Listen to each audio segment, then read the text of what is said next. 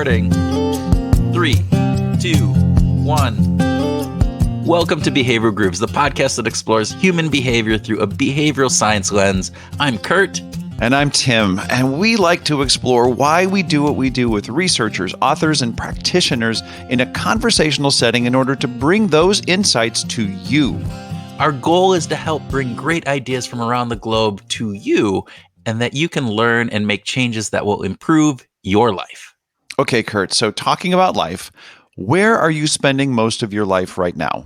Well, since there is this little thing called a pandemic going on, most of my life has been basically inside or right around my house. I've heard about that. And what are you doing there? Are you becoming a DIY expert or making the house improvements that you've always talked about? Or are you playing Monopoly with the kids or learning how to make bread? What are you the sourdough king of South Minneapolis now? Where are you? That would be the life that I want. The sourdough king of South Minneapolis is my dream. But no, unfortunately, it's mostly watching Netflix movies and being online. So, Okay. So that's the reality for a lot of us. And do you ever wonder how much information companies and governments are able to get from you while you're doing these things online and your Netflix activities? I guess there is that nagging concern in the back of my head about how much they know about me and how they use that information. But it's nagging in the back of my head. Okay, well, that is what we are going to talk about today in our episode with Sandra Matz. Sandra is the David W. Zalaznick Associate Professor of Business at Columbia Business School, and she takes a big data approach to studying human behavior in a variety of business-related domains. She combines methodologies from psychology and computer science, including machine learning, experimental designs, online surveys, and field studies, and all that to explore the relationship between people's personality and the digital footprints that they leave with every step they take in the digital environment.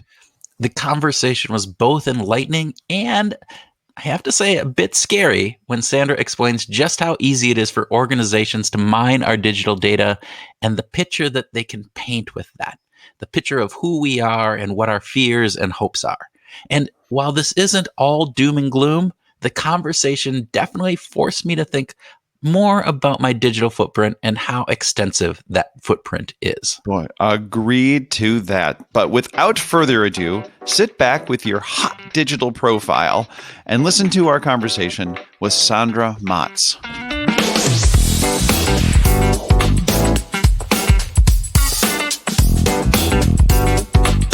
Sandra Matz, welcome to Behavioral Grooves. Thank you so much for having me. Hi. We are so glad to have you here. We're going to get started with a speed round because that's what we do. So do you like to wake up early or stay up late? Oh, that's a good question. I don't like either, honestly. But if I had to choose one of the two, I think I would probably stay up late. Okay. All right. Okay, good. Prefer coffee or tea? Coffee. Dinner with your favorite athlete, artist, or musician? Artist being actor. Artist being separate from musician. I think you're going to get actor, actress. That's a great question. I'm not really into sports, which I know is an absolute no-go for someone living in the US. I think I would go with musician and probably pick Taylor Swift. Let's go with. Oh, yeah. Taylor would be interesting to talk to. Yeah. I mean, she started off so young in the business, and it'd be just interesting to see, what her life has been like. That would be cool. And she's become quite vocal in other areas. So I think that's one of the reasons why I really like her, because she's taking it a step further. And who knows? Yeah. So sort of who knows where she's going to go with that, because she's on a trajectory that is virtually infinite in terms of the possibilities that she could go. Okay, last speed round question. How many clicks on social media does it take to indicate your personality? That's a good one. It depends a little bit on what those clicks are and how high you're aiming. But let's say if you have about 100 to 500, that's more than enough to get a sense of who you are, for better or worse. There's research on this. So give us a little bit of background on how this came about and what you've been studying on this aspect. More than happy to. It's one of the topics that I really care about, right? Because oftentimes we all browse the internet, whether that's social media, like liking something, replying to a comment, posting about our avocado lunch that we had, like all the good stuff that is happening in our lives. But it's really interesting because we oftentimes do that pretty mindlessly, right? We just kind of click here and there. We just go about our everyday lives. But what we found over the last couple of years is that those traces are really intimate and they're really predictive of who you are. So it's not just that this is what you do, but it can really tell us an awful lot about who you are as a person, right? So what you like on Facebook can be an indication of your personality. What you write about might be an indication of your mental health, whether you're struggling or whether you're currently thriving. So it's really all of these what we call digital footprints combined really create this picture of who you are. And I think of them as little puzzle pieces. So there's like these puzzle pieces and numbers, right? So you click on something and that in and by itself might not necessarily tell the full story. But if you put all of them together, you suddenly see this picture emerge of who is that person and what are they potentially going through right now. Is it difficult to put that picture together?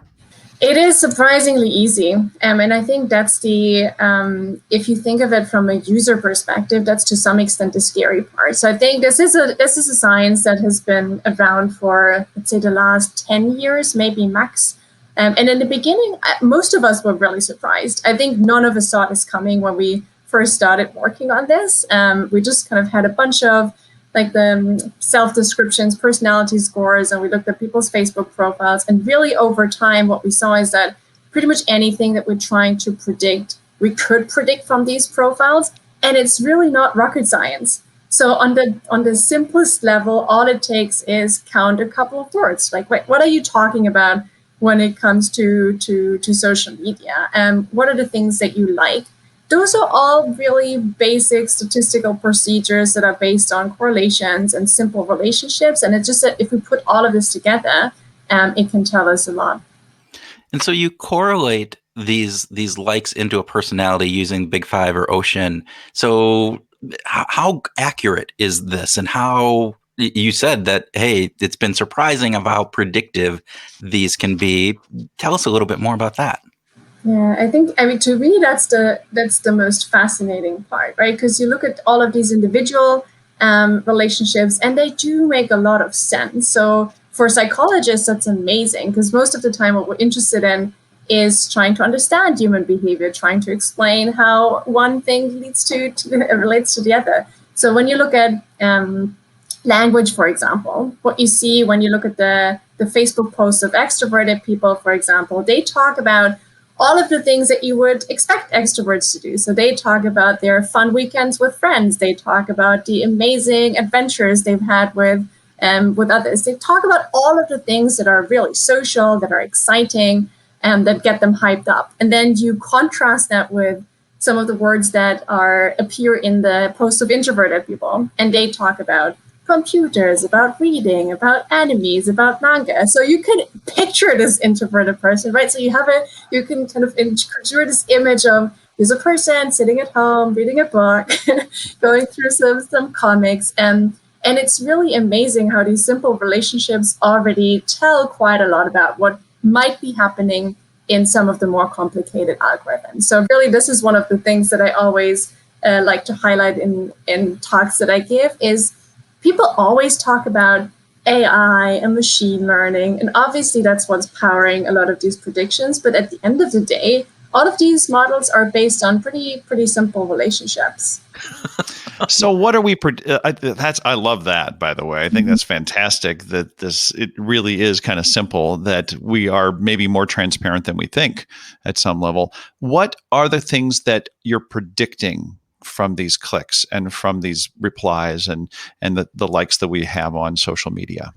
Yeah, it's funny because we're to some extent, like what you said is like we're transparent, but that's partly because we like to express ourselves, right? Like we like to express our identities to others. There's like a pretty strong fundamental psychological need that is verifying to others who we are and getting the social feedback.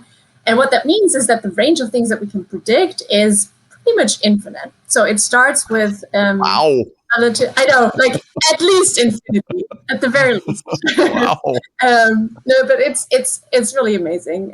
In that you can predict some simple socio-demographic characteristics, right? If I just look at your Facebook profile, I can get a pretty good sense of whether you're a man or woman, you're roughly what your age is, whether you are more liberal or conservative in your political ideology. We can predict sexual orientation. We can predict this whole range of socio-demographic characteristics, income, and so on and so forth. Where I think it actually becomes somewhat more interesting, again, for psychologists, is when we look at some of these more psychological characteristics. So that could be your personality. And the way that we think about personality is really these fundamental dimensions that are driving human emotion, cognition, and behavior. So the Big Five is one of the models that has been out there for a long time. It's validated across cultures, across languages, you name it. So Big Five we can predict, but we can also predict things like life satisfaction. So how well is your life going? We can predict mental health. So we can get a sense of, are you potentially at risk of suffering from depression, for example, or anxiety, or some of the other mental health issues that have recently gained quite a bit of attention and traction. So the breadth of things that we can predict about you is really broad. And partly it's because it's essentially our behavior, right? So our behavior is meant to signal to others who we are, how we're doing in the moment. And that's just what we're picking up on using machine learning and algorithms. So there's definitely some positives that can come out of this. You're talking about predicting mental health. And so you could foresee, interventions or various different pieces to go in to help people to make sure that, hey, all right, let's figure out you're not doing good today, and maybe we can create something that will then help making sure that person stays safe and gets the help they need in various different things. But there's also a potential negative side of this, and this is some of the ethics I know that you're concerned about. And I go back to Cambridge Analytica and some of those pieces that we've all heard about. But you're saying, hey, look, we can predict your personality in Ocean Big Five, and so in doing that can lead to, at least from my understanding, is you can understand some of the triggers that people will have, and that take them out of really rational thinking into an emotional response that they may not even be aware that they are doing. So what are some of the ethical implications? And Cambridge is just one, Cambridge Analytica and the political side of it is one thing. And you can also think about this from a marketing perspective, and how ethical can we get on, knowing how a person thinks about and feels and their personality to sell them something, and various other aspects of that. So just your thoughts on some of the ethics. Yeah, I mean, there's plenty of ethical implications, and it's probably the topic that I have personally been thinking about the most in the last couple of years, which is funny because I oftentimes get mixed up with Cambridge Analytica, right? Yeah. So which is not surprising because I got my PhD at Cambridge in the Psychology Center. So, wow. Fair enough. And it's true that to some extent, actually, what Cambridge Analytica did was based on the research that we had done previously. So I get that. But it also means that because I was there from the very beginning, I care a lot about what we do with these things, right? So when I started my PhD, there was like this initial sense of, we can predict people's psychological profiles just by looking at their data. And one of the first questions that I had was, it's fascinating from a research perspective, but what does it mean, right? If I suddenly understand your deepest kind of needs, motivations, preferences, get a sense of where you want to be in life, your aspirations, potentially your fears. This gives me an awful lot of power in terms of trying to potentially get you to what I want you to do. And as you said, in many cases, this might be amazing, right? If we can get a better sense of whether someone is struggling from mental health issues, this allows us to intervene earlier. It allows us to intervene in a more efficient way because we can tailor it to the person's needs. But it also means that it gives us a lot of responsibility of managing this power carefully and responsibly. And I think there's like a whole lot of issues that come with this ability to predict psychological profiles. But one is really that right now, there's this huge imbalance in kind of knowledge and control. So most people are essentially producing data on a daily basis, and they're just having their data harvested by companies, by governments, who are then using it for their own purposes, which is mostly to obviously generate profits, right? And I think that's one of the big dangers that we see, is that, first of all, people have most of the time no idea what they're doing. So this notion of informed consent, which most of our privacy policies and regulations are based on, it's just so outdated. Nobody can really fully grasp what it means to click on something on Facebook, because it's not just a click. It's essentially kind of revealing part of who you are and then giving someone else the power to use that knowledge. And so people don't have the education and the understanding of what is really going on with their data and behind their backs oftentimes. And then they also don't have the control to necessarily change them, right? So even if someone says, look, I know that my data is precious and that it can be used to influence me, and it can be used to influence me in a way that I don't want to be influenced, there's very little that we can do right now, because most of the time it's a binary choice. So Facebook, you can to some extent change your privacy settings and tweak them a little bit, but it's like if you really don't want your data to be used, you just have to leave Facebook. And most people don't have the capacity to do that, right? I know there's a few people who say, oh, I left Facebook, and then I usually respond to, well, that's great because you still have a credit card and a smartphone, so don't think that nobody can make predictions about you, because that's just an illusion. So there's really no way of escaping right now and saying, even if I'm conscious of my privacy, I'm going to take the action that would be required to protect me from malicious third-party data. Can you game the system? Can you like things that you don't like? Can you do something, or is there a product out there that does that for you, that says, hey, we're just going to randomize,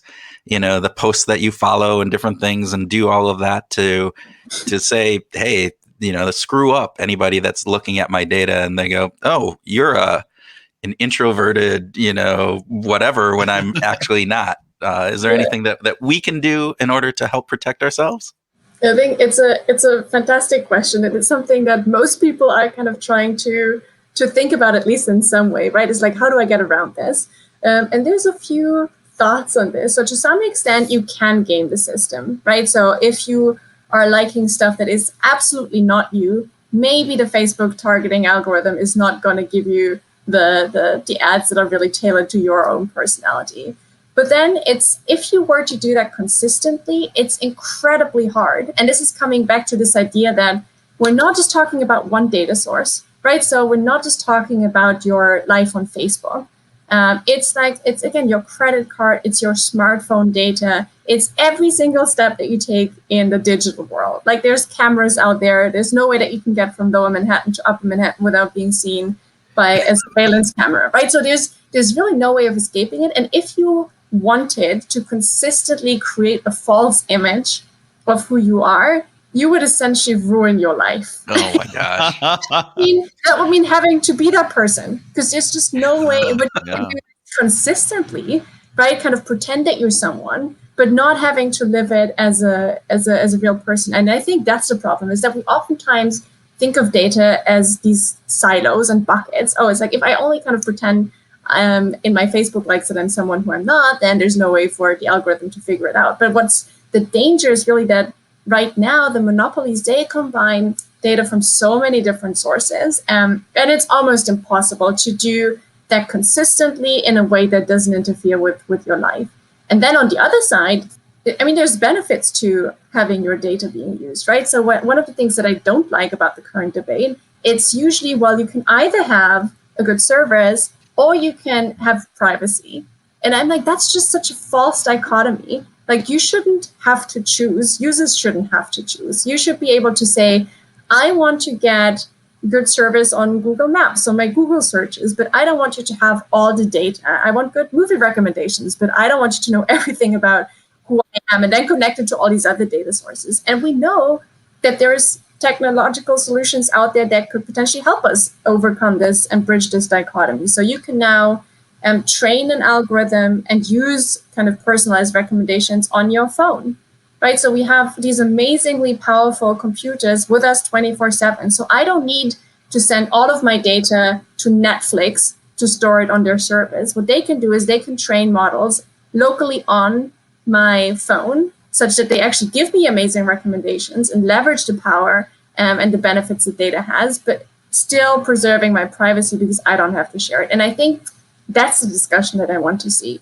It's really not this idea of like, how can I game the system and how can I throw off the algorithms, but how can we set up a system and approach that actually allows me to maintain my privacy, but also allows me to reap the benefits that data offers. That's kind of mind-bending, and really that's a great thing to continue to discover and expand on. But I'd like to go back to ethics. Cass Sunstein has done a great job of sort of laying out these steps of things that are ethical and ways to approach ethics and ethical uses of nudges specifically. But you talked about the idea of informed consent as being just completely outdated. What do you think is a good ethical rule, or are there some sort of practical ethical rules that the people who are harvesting this data should be thinking about or could be thinking about when they're using it? I think it's a great question, right? Because oftentimes the discussion focuses around on what can consumers do. And I think there's just no way that they can, and there's like a lot of scientific evidence suggesting that we can't just push it on consumers. Absolutely giving them control, amazing, but we have to find other ways in which we can protect them. One of the ways of thinking about this that I really like, that one of a good friend of mine who was a former employee of Apple, I think has been pushing for, is that we think of of data as radioactive, right? So the idea that it has enormous power, but there is a cost to collecting it and there is a cost to using it. And I think that is like, because right now the mantra is, well, the more data, the better. And in some ways that is true. In other ways, you don't need an infinite amount of data, right? If you have a certain amount, that oftentimes is enough. But this idea that right now, companies only benefit from collecting data, and there's not really any cost other than maybe server space and computing power, but that's marginal and that's really negligible. So this idea of like, how can we actually kind of make collecting data costly? And I think to some extent that would require regulation. So really this idea of aligning incentives, because right now the incentives that we see, at least in the corporate world, are entirely misaligned. So I think if we think about ethics, just leaving it up to the market to decide is going to be so difficult. So what are some of the things we could do to align those incentives for the organizations to do that? What ideas have you guys, thinking about? Yeah, I mean, one thing, and again, I think what it requires is like a shift in culture and a push from consumers, because one of the problems is that we're not pushing hard enough, right? So there's like this huge gap between like what people say, how much they care about their privacy. When you ask US Americans, I think it's like 93%, they're like, oh yeah, privacy is very important. So like, I really care strongly about my privacy. And then you look at how many people read their privacy policies, change their privacy policies, do anything to not have all of their applications collect their microphone data and tap into their pictures. Almost nobody really takes action. And I think that's one of the real difficulties in seeing some of these solutions through, because there's like a bunch of them out there. There's, and this is kind of coming back to Sunstein, the idea of defaults. Mm-hmm. So if we were to change to a default where people's privacy is protected, which is a notion, like a concept that's called privacy by design, that would change things radically. Right now, oftentimes it's just inertia, right? So we don't want to read the privacy policies. Nobody is actually changing the default. It's the same with organ donations. When you have an opt-in, there's a small portion of the population that actually decides to opt in. When you have an opt-out, almost everybody stays in the system. And the same is true for privacy. If the default was to protect people's privacy and have relatively strict privacy settings, then I assume most people would actually go with these strict privacy policies. And what would have to happen then is that if companies want users to actually opt in to share their data, they would really have to show how them collecting their data is actually improving services. Because right now it's this mantra that all the companies have is like, oh, but like obviously by collecting your data, we're improving services. are you really? Do you really know this data? Right? If it was the opposite, you really would have to convince me, and you would have to make a compelling case, and you would have to develop and design an amazing product that makes use of the data. So I think this is one context where if companies were to implement this, you would actually see a pretty dramatic increase in the quality of products, but it just has to start somewhere. Yeah. One of the things you just talked about too is that nobody reads those disclosure. It's the legal-esque. It's the 10 pages that I have to read through 10 times in order to even understand. So is there any thought of just even trying to use some communication perspectives to say, clarify, hey, this is in actual English language that we can read and understand what it is. It's short, it's simple, and this is the element of my data for, my pictures. This is the data for my voice, and I can click on either of those. I'm assuming that has been thought of, but again, to your point, even if we do that, are people going to opt out of that as opposed to having to opt in? I think it's a super important point, because to some extent, informed consent, the definition of informed consent is that it's easy for people to understand what they're consenting to, right? So even right now, the way that we use informed consent is not really, it's consent. it's uninformed consent. Yeah. Very much uninformed consent if you think about it, because nobody has even a chance to understand it. If you have those 10 pages and then they're probably linking to another privacy policy that's embedded in their own privacy policy. So I think the GDPR, the European Data Protection Regulations, they place a stronger emphasis on this kind of informed part. So you have to make it simple. You have to make it such that people can understand it. But even then, it remains relatively unclear what that means. So one of the things that would be amazing, right, is to, in the food system, like we have that when it comes to food, like we have a relatively simple system that tells you what's in the food. Is it healthy? Is it not healthy? I think in Germany and the European Union, we have like this traffic light system, which is like, it's yellow, it's red, it's green. So make it easy for people to get a sense of what's happening there. And what we see is that it does make a difference. So there's like one project that I'm working on right now where we're essentially trying to see how much people value their data based on different ways of telling them what their data really looks like and what it means. Because there's this illusion that companies now have to be transparent about their data. And now Facebook shares the data with their users, right? So I have the ability to now download all of my Facebook data and see what information they hold on me. But it's impossible to understand. Again, it comes like in a JSON format that has like brackets and numbers. And it's like people, and my sense is that in a way, it probably backfires. Right, because like right now, people can actually, they have this false sense of, oh, it's transparent and I can look at the data. And then you look at the data, it's a bunch of numbers, it's a bunch of nonsense. And people are like, well, that's the information they have about me. I don't need to worry. This is like ridiculous. I don't care. And if you translate that into something meaningful, people suddenly kind of value their data a lot more. GPS is the easiest example, right? If I give you access to your GPS signature, it's a bunch of longitude, latitude coordinates. It's like, it doesn't make any sense if you just look at this. It's like, okay, this is a CSV file that has 1 million rows, 2 variables, which is longitude, latitude. What could people possibly infer from this? And then when you show people, even just plotting it on a map and showing people, look, I can essentially say from your data, I can track your path on every single day. I have a pretty good sense of where you live, because that's where you are at night every day, mostly, especially now. Get a sense of where you work, because that's where. But I can also get a sense of like, what do you do on the weekend? Like, what are the places that you visit? What are potentially the events that happen in those places when you're there?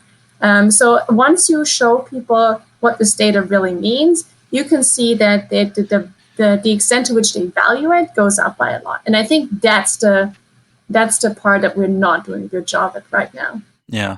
Tim and I actually had a conversation with a person a couple of years ago at a conference. It was a behavioral science conference.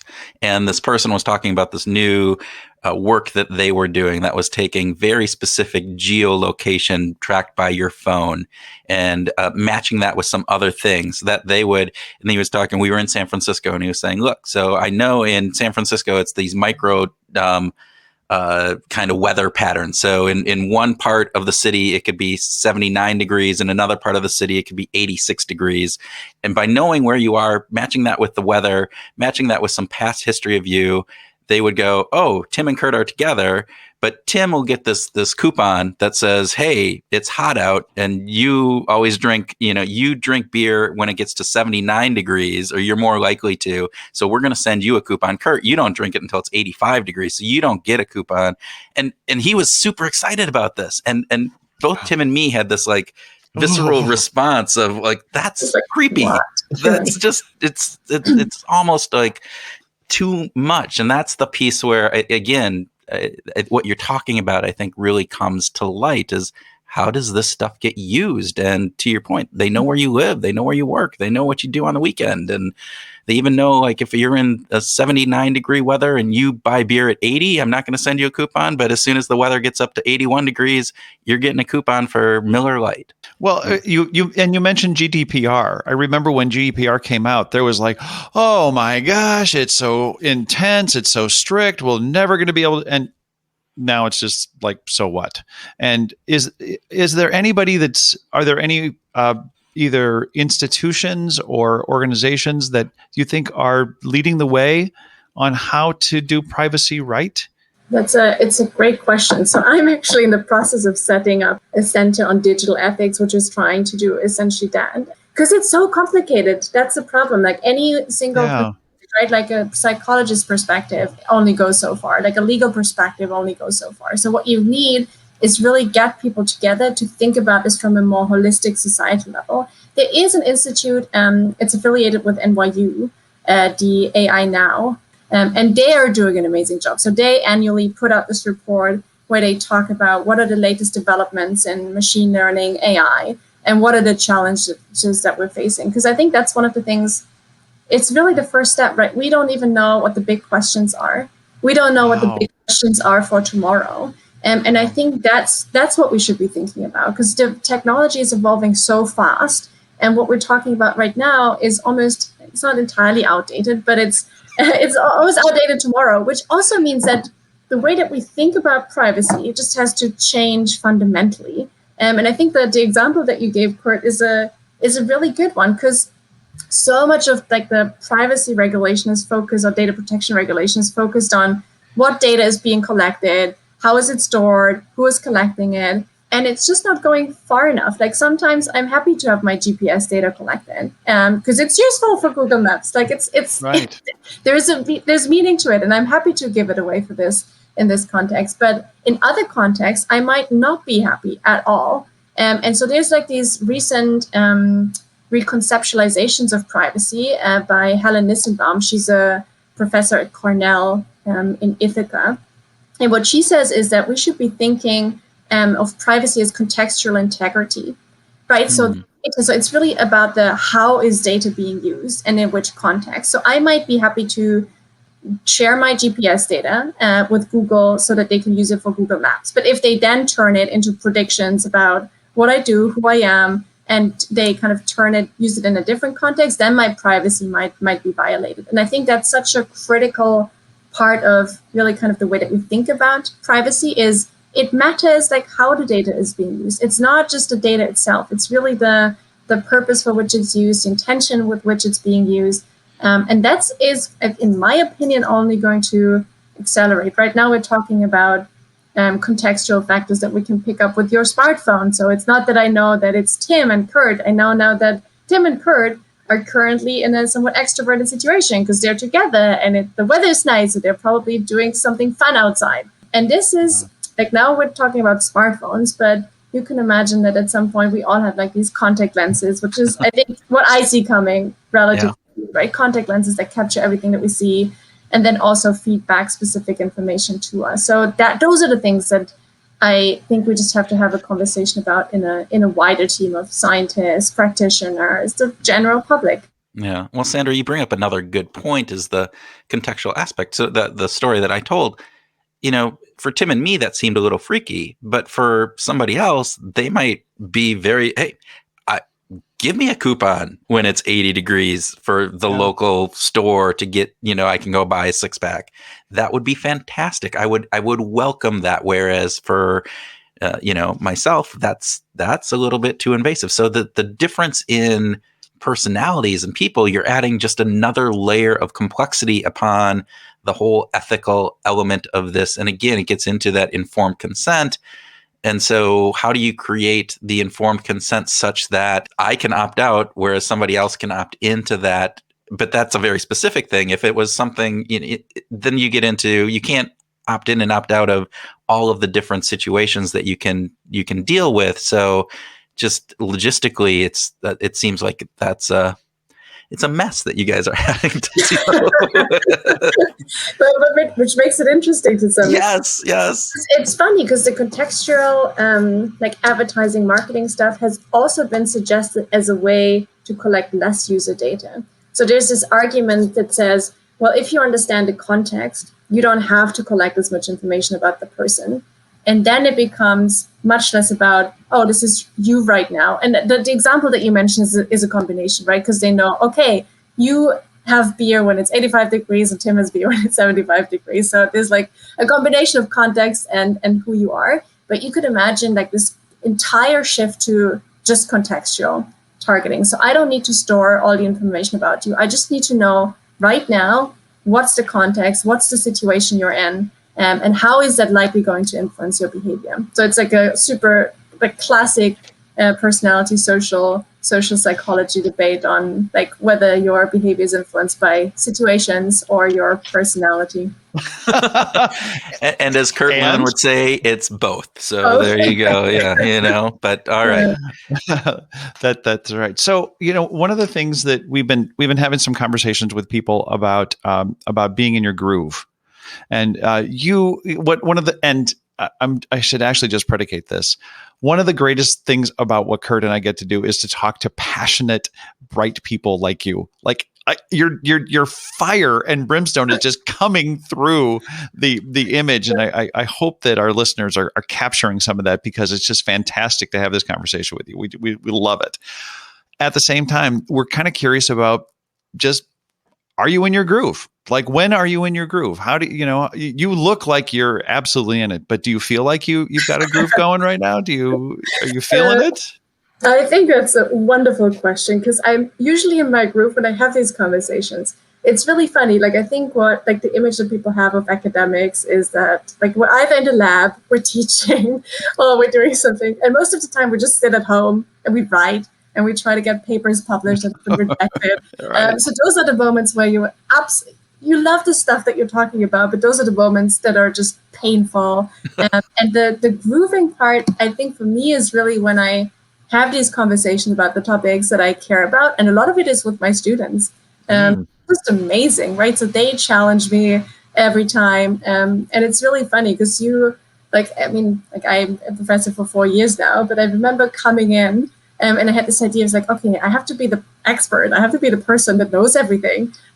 So then you have students who've taken classes on advanced machine learning. And I'm like, guys, you just know so much more than I do. And I think in the beginning, I was like, oh, that's a bit terrifying and intimidating. And now I love it. So now I have the meetings with my students and I'm like, amazing, you took this class, teach me. Yeah. And I think those are the moments that give me so much energy that totally grooving. It sounds like you changed your mindset on kind of all right, I need to be the expert. No, I don't have to be the expert. So my mindset has changed, and that allowed you to have that more of an exchange experience that feels better for you. Is that? Yeah. Totally. And I learned so much more, right? So it's I become better by having that mindset. So it's made everything more enjoyable. It's funny. I was I did a guest lecture at a university one time, and afterwards the professor who sat in while I was guesting said, just to let you know, you actually don't have to be the smartest person in the room. And it's like, wow, that was just mind blowing, and that was a big mindset change for me, was then to actually open it up and say, oh, let's actually leverage the knowledge that the students have. Let's engage them in a different way.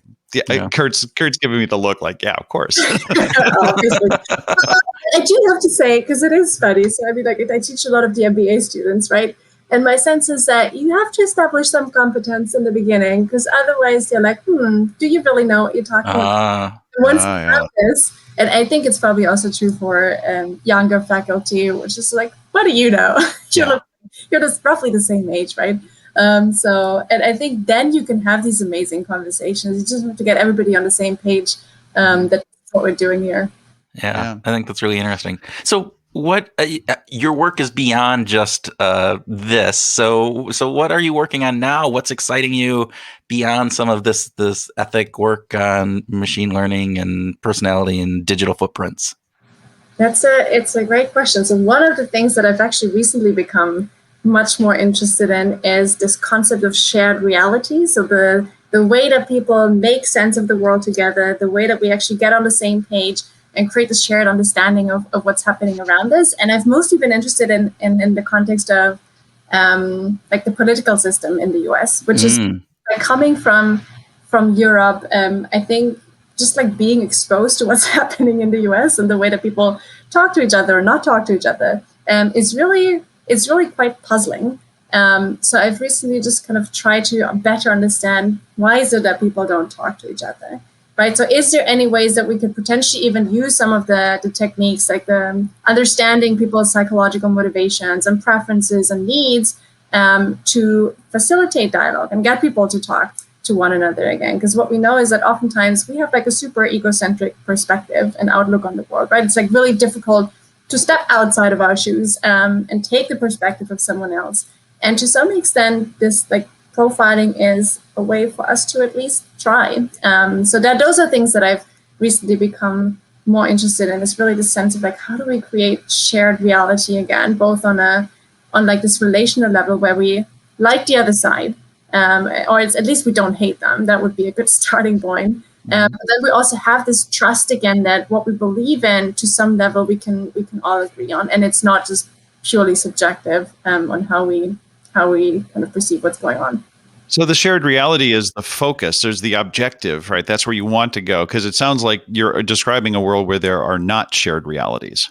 Yeah, it's interesting because what oftentimes happens, and there's like this amazing book that I can recommend by Tori Higgins, who's one of my colleagues at Columbia. He has a book on shared reality, and the subtitle is, I think, What Binds Us Together and Tears Us Apart. Like shared reality has these both sides. So if you think about it, we oftentimes, and this is true for liberals and conservatives, we have a really strong sense of shared reality within our own group. So the way that I feel about my fellow Democrats is like a very strong sense of shared reality. It's just that this sense of shared reality happens to clash with a sense of shared reality that is kind of on the conservative side. So in some way, like it's really this idea of like, how do we leverage shared reality such that it's not just benefiting the in-group, but that it facilitates dialogue across the aisle. And that's really difficult because the same construct, same feeling, same cognitive processes have these two different outcomes. Is there any work that you've seen, and I've heard some components of this, that if you don't trigger that, and again, thinking about the political perspective of this, if you don't trigger that political signal that we are much more aligned around that shared reality up until the point where all of a sudden this is a Democratic perspective or this is a Republican perspective, and all of a sudden where you could have been agreement before, now it separates that out. Have you done any work on that or know of anything on that? So I haven't done anything specifically on that myself so far, but there's a bunch of research on this. So there's a bunch of research showing that, first of all, like our like arguments that we have when it comes to specific issues, they're just highly politically motivated, right? So like the fact that Republicans are more skeptical of climate change is partly because it just benefits them. So there's like this research, I think it's coming out of, is it Duke or Cornell? Somewhere. Yep. And what they show is that if you just reframe the benefits that people have from climate policies, it totally changes their perspective, right? So when you say, okay, climate policies, they're actually going to kind of allow more freedom to the individual, and we're going to lower taxes, we're going to raise taxes, depending on how you frame it.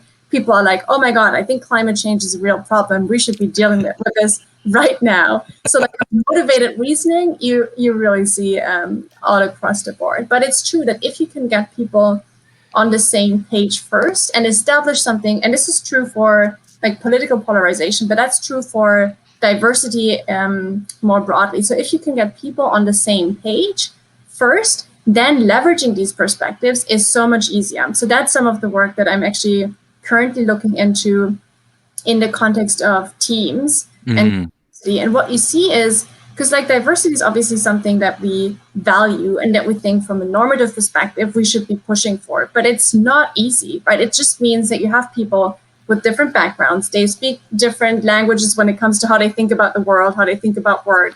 Like you could just put business people with engineers in a in a meeting and you'll experience this firsthand. But then the question is like, how do we actually leverage those perspectives? Because if I don't see any connection to you, there's no reason for me to really listen to what you have to say. And there's no real reason for me to think that we are on the same page.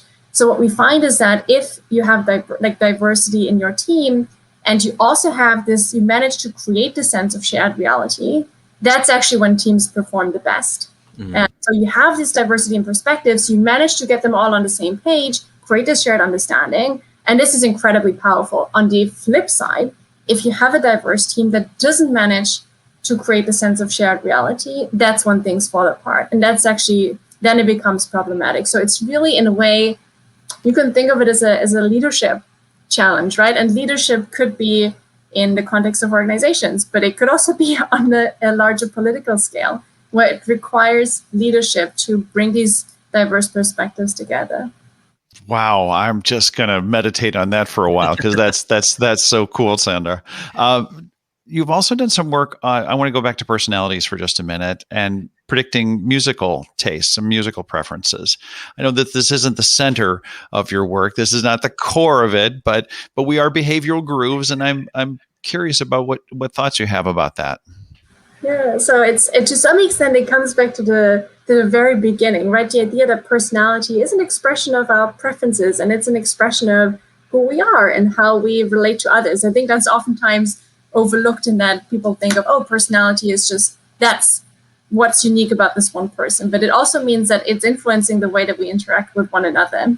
So what we did in the context of music was actually see how much our musical preferences are influenced by our perception of who the artist is. So that, I don't know, you name it, Justin Bieber, Bob Dylan, Britney Spears, Coldplay, AC/DC. So we looked at the perceptions that people had about the personalities of these different groups. And we also looked at actual follower personalities. So we have this huge Facebook data set where we can look at, okay, the official fan page of Lady Gaga. What's the personality of all the people who like Lady Gaga? And what you see is that it seems to be the case that we kind of enjoy music, we kind of follow musicians who are similar to ourselves, who are similar in terms of their personality profiles. And that, to some extent, from a social psychology perspective, makes a lot of sense, right? Because we create our identities around who we are, but we also create identities with the people around us. So if a musician attracts predominantly people who are similar in terms of their extroversion levels, in terms of their open-mindedness, and then the experience that we have and following these musicians, going to concerts, listening to their lyrics, is likely going to be one that resonates with the way that we see ourselves, and also, again, helps us to express to the outside world of this is who we are. Like, I'm a Lady Gaga fan, so just assume that I'm extroverted and open-minded. Which is why I don't listen to Justin Bieber. You know, I mean, it's all his music is fantastic, but man, I just don't want to be associated with a Bieber. You know, whatever that happens to be considered quite conservative and traditional and conventional. So, assuming that you score high on openness to experience, it wouldn't be a good fit anyway. So, I love that. So, sticking with the musical theme, do you like to listen to music while you work? I do. It's funny because it really depends on what I'm working on. So when I code and I just write, I analyze data, I kind of write code. Music is perfect. So this sort of gets me in the groove, aligned with the theme here. But when I write, it's impossible. So when I try to read papers, really try and understand what they're doing in terms of the methods, or I try to write a paper myself, then I find it extremely difficult to listen to music. So it totally depends on what you're currently working on. Well, just down the actually at Columbia, there's a researcher, Melanie Brooks, who is collecting data on. Do you know Melanie? Yes, she's like 2 floors down. If we were in the office. Well, if you were in the office, right? So Melanie is collecting data on working, the sort of the relationship between, do we listen to music while we work, and is it additive, is it subtractive, that sort of thing. And so we're just helping her collect some anecdotes from. So cool. That's so funny because like we're Facebook friends, but apparently I still didn't know that she's doing all this cool research. So that goes to show how Facebook is somewhat limited. So if you're coding and you're going to listen to music, what kind of music do you like to listen to? Do you have a playlist that you use? I do. So it also depends a little bit on my mood. Sometimes I just listen to piano music. And that's super mellow, obviously. Okay. But I do like to listen to techno music quite a bit. And again, like different types. But I think Germany has like this huge techno scene that I love to be part of. So there's like this amazing group of DJs that are the kind of Karte Blau. They have like clubs in Berlin and fantastic music on SoundCloud, which I can highly recommend. And that just gets me in the mood.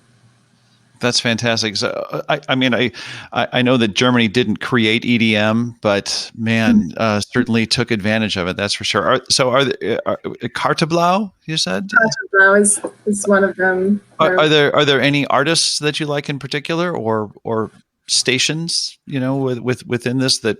I mean, I usually just listen to do SoundCloud. Okay. Find them on Spotify, and they have a bunch of DJs associated with them. So it really depends on the specific type that you're looking for. That's cool. Fantastic.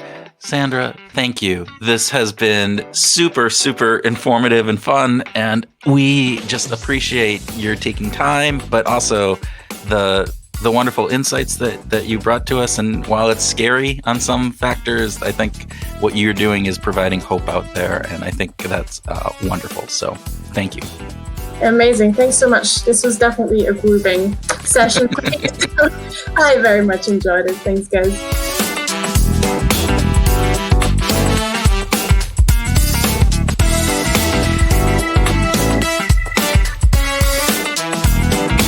Welcome to our grooving session, where Tim and I groove on what we learned from our discussion with Sandra, have a free-flowing conversation, and talk about whatever else comes into our digitally expressive minds.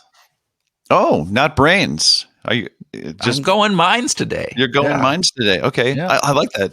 The expressive side. So it's not so much about being limiting. It's about expanding, maybe.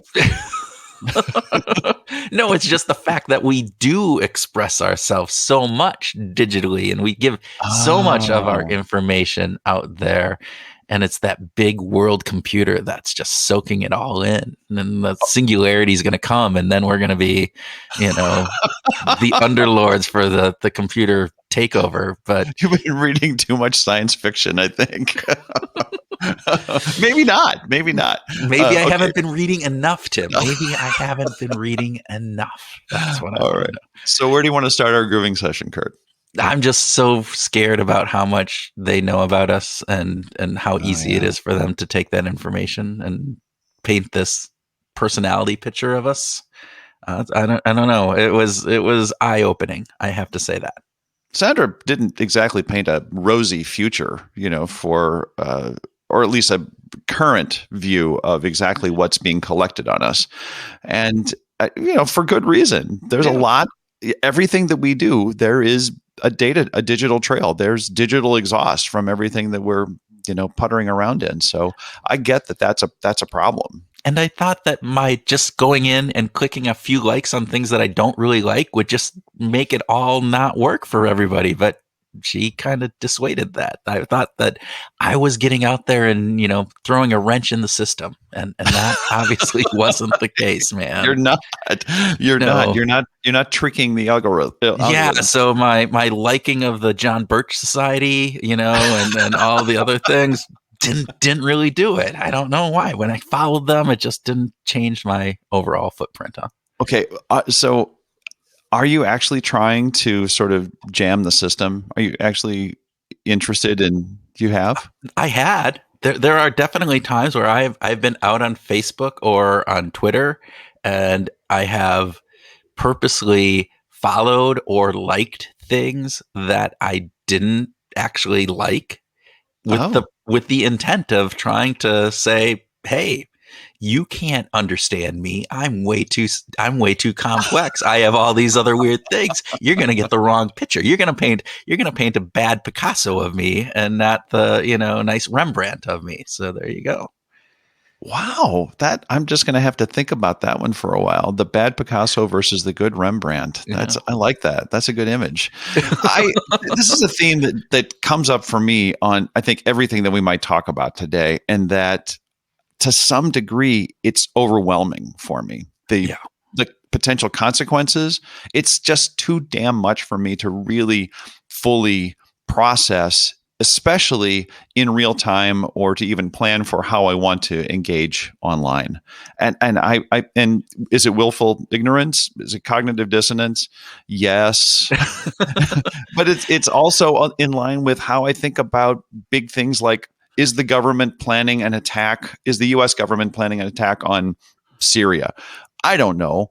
And I can't care about it. Like, there's a part, I'm glad that there are people who do. People should care about it, but not me. But not me.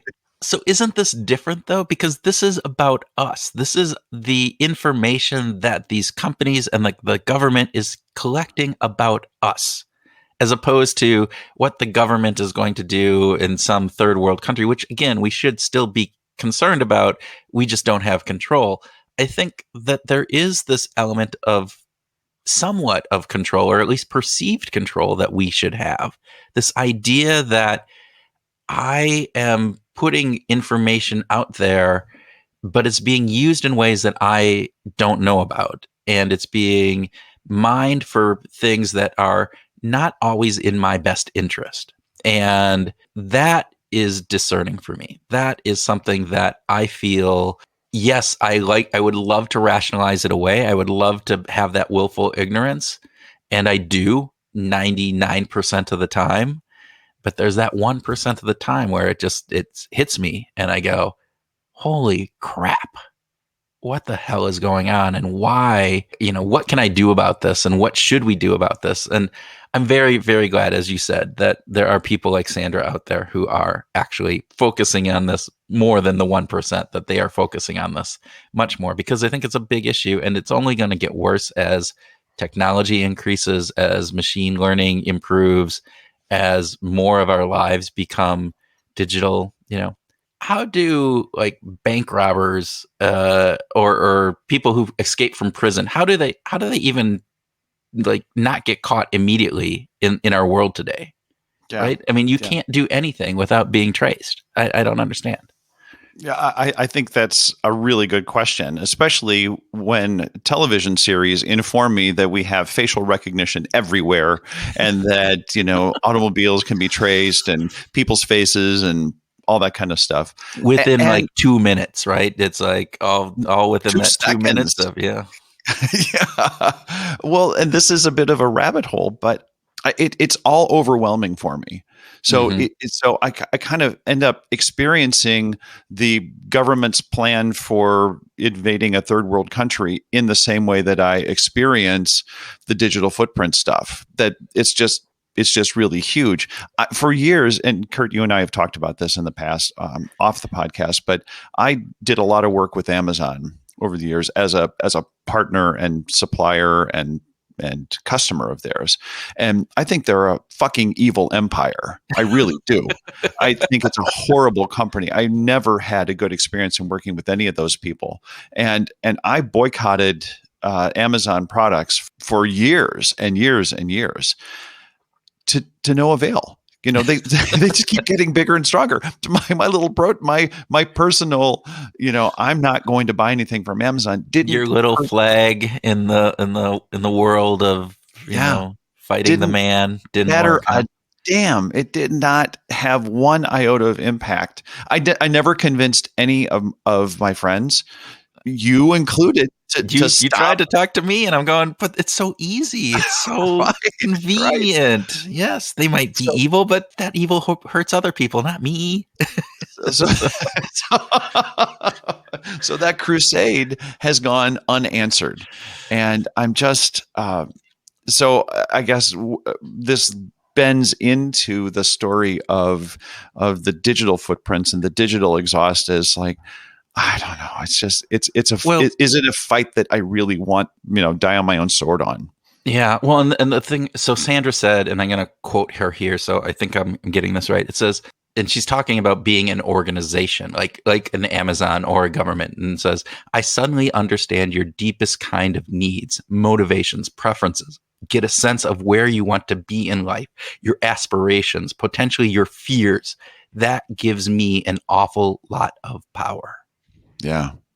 Think about that. I mean, if they're able to get to the level of a personality profile for us, and this goes back to Cambridge Analytica, and we've had these conversations in other episodes, that idea of being able to understand you at such a deep level that sometimes we don't even understand ourselves and our own personality to that deep level, and to be able to then trigger emotions, and particularly the emotions that kind of hijack our prefrontal cortex, anger, fear, sex, kind of those big ones that release the dopamine, release the other neurotransmitters, where all of a sudden, our thinking brain actually gets shut down. Those are where I get really scared. That I think for the most part, organizations and companies, you say, you think it's evil. I don't know if they're evil. I think they're just focused in on certain things, and their actions aren't necessarily taken in consideration in the holistic aspect of what is happening. And so some people get hurt and other people don't. Are you defending Amazon? I am saying that the leadership within Amazon don't consider themselves evil. Right? No, they consider themselves as good people, and if you met them, you would probably have a decent conversation, and they would have a really good justification for everything that they do. Yeah. That this is why they do it. They are helping to bring convenience and all of the products and services and everything else that to this piece. I think that's true. Same with Walmart, by the way. Walmart would be the exact same. I'm sure there's charming and attractive people that, keep the company going. And if you meet those people, right, you work with them and their intentions are good. What scares me is that what happens when you get somebody whose intentions aren't good? I mean, if this evil that you're talking about can happen when people are having a good intention. Oh yeah, I see what you're saying. What happens when it's not? And to that degree, that's where the Cambridge Analytica, where I think they came in with, once Steve Bannon bought that, worked in buying the company with whoever it was that they bought, that their intentions weren't good. Their intentions weren't this neutral, we're just going to find out information and then use it in a positive way. It's like, how can we twist this? How can we maximize this for our gains, regardless of the impact that it has on the people that we're dealing? Anyway, that's we're getting along. Well, I know that the genie is not going back in the bottle. Yeah. I mean, we're not going to get the toothpaste back in the tube, because this stuff is out there. And I think the best things that we need to do is to think about an ethical approach to this stuff. Really. Right. Which gets into that, Sandra's, I love the idea of this digital ethics, right? And how that can be done. And I'm, again, super, super glad that there are people much smarter than you and me thinking about this and putting mind share on this. And I hope that they get it right. I don't understand enough of it. I don't understand the technology behind it. I don't understand the implications behind it to to be able to have a really good idea around there. But I'm glad that there are people that are working on it. And I think it's something that we should all be thinking about, which leads us into, I think, this other element, which Mary, our research assistant, was brought up to us, this idea of this juxtaposition between vulnerability and authenticity. Yeah. And this idea that over the past few years, this idea of vulnerability has really gained traction, that we need to be more vulnerable in order to improve our lives. Brene Brown has talked about this. Others, this idea that, hey, if we're more vulnerable in our personal lives, more vulnerable as leaders, more vulnerable as a parent, that leads to more and better relationships and a better life. And yet there's this, as you said, that exhaust that happens from that, particularly if that some of that vulnerability is online, that can then be picked up by these organizations and again be used against us. So on a corporate and organizational level, we've got policies and procedures, and then of course we've got multinational organizations that are going to have to sort of balance these policies on a country by country basis because it could vary. But on a personal basis, I feel like it kind of gets back to the survival paradox that we need, that Brene Brown is right, and so glad that Mary brought this up, that we need vulnerability and we need authenticity. It's not so much that they're juxtaposed. We actually need both of those things in order to be like the best human beings. At the same time, we don't want to be duped. Yeah. We don't want to put ourselves in a place where we're going to be taken advantage of. Yeah. That's like the big issue for me, is that we have to continue to find the delicate balance between, okay, in order to survive as a tribe, we have to share things with other people. But in order to survive individually, we have to protect ourselves. Yeah. And this idea that the only way to protect that information that, Sandra said is, look, if you don't want your data used, you have to leave Facebook. And for most people, again, I use Facebook because it connects me with my nieces and nephews and different things. I'm not out there a lot except for work kind of stuff. I think for a lot of people, that's a connection. That's how they connect with others. It become a big part of their overall life. And so this is where it gets tricky. This is all of this crazy, tricky stuff. Well, I'm glad we didn't solve any problems there. Oh, I don't know. It's just, as you said, it's overwhelming. And sometimes I just want to go and read my paper book and sit in an un-Wi-Fi'd area and buy everything with cash and live off the grid. There you go. I mean, she talked about shared reality, which I thought was cool. This idea that, hey, if we can't even agree on the reality that is in front of us, how are we ever going to overcome this tribal aspect of what we are? And what is it that builds that shared reality? I love that thought. I think if we can get to a point where we're looking at, I don't know, say the January 6th uprising, and we all have, not that we agree on the rationale or the purpose, but we at least say, here are the facts, and these facts are based on a shared reality that is truthful. I think that goes a long way. And I think we've gotten really far away from that. And that's kind of scary.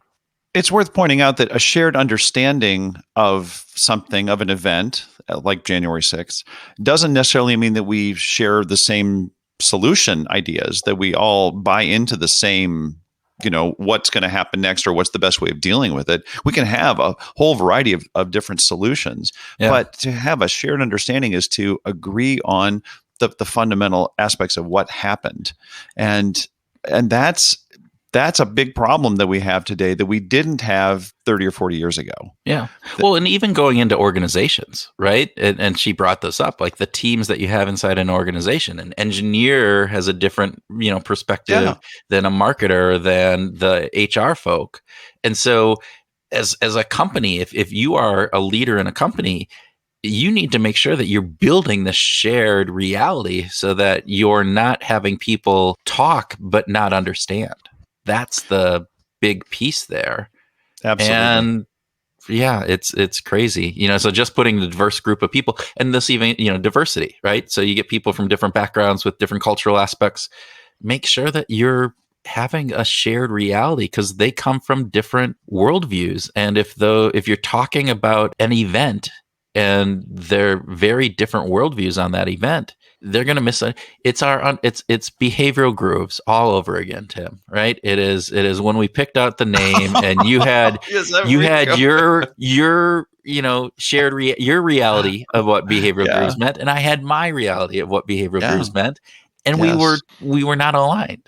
And so it was, behavior in music for you, and it was behavior in our minds for me, right? And this grooves in our and minds. Habits and routines. And we thought we had a shared understanding, but we didn't. And there are too many times, I think, when organizations, when even within our families, we think we understand, we're saying the words, and the other person are saying the words back to us, but we have two very different interpretations of that reality. And so we just need to make sure that we dig down deep on that. So with that, hang on, folks. We've got a bonus track coming up that Kurt's gonna share with us. This is Kurt with our bonus track and groove idea for the week. Our discussion with Sandra made us open up our eyes and realize just how much we are sharing about ourselves. We knew this at some level, but the conversation highlighted just how easy it is for somebody to paint a picture of us and get down to our inner core. As Sandra says, how this information is used could both be positive or negative. Positive, it could help in identifying people who may have depression or be thinking about suicide, which could lead to earlier and better treatments. On the negative side, companies or political operatives could hijack our emotions to get us to buy or vote in ways that are not in our best interest. Our digital footprint can be a very powerful tool. This led to a discussion on digital ethics. How do we regulate or control this when the power is held by the big companies and very little control by us, the people using those services? As Sandra said, how do we create the incentives for companies to treat our data and information well? The idea that informed consent is enough is outdated and potentially dangerous. Finally, we talked about shared reality. The idea that the world we see, even the words that we describe that world with, are dependent upon the group we identify with. That it is hard to have a real discussion with someone when we see reality in two distinctly different ways. Sandra is exploring how we can build those shared realities and make those conversations more meaningful. On to our groove idea for the week. Take action and go out and review what data you are sharing on the different digital platforms you use, and even beyond those digital platforms. And then read the fine print and see if you are okay with that. And if not, change your privacy settings. With that, we want to thank you for listening. We do appreciate the time you spend with us and hope that it is valuable. If it is, please leave us a review or share this episode with a friend. And do that digitally so that it can be tracked by us and we can go back and figure out who's listening. No, don't worry about it. We're not that sophisticated. Anyway, we encourage you this week to go out and find your groove.